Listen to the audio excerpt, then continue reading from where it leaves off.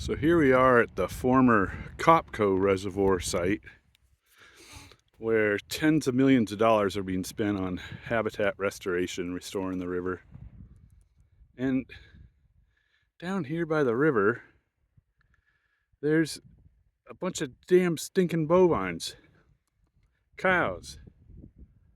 I don't know what the hell they're doing down there. Spreading invasive species like this goddamn star thistle. Anyway, I am not sure why there are cows on the restoration project. Doesn't seem right. I don't know.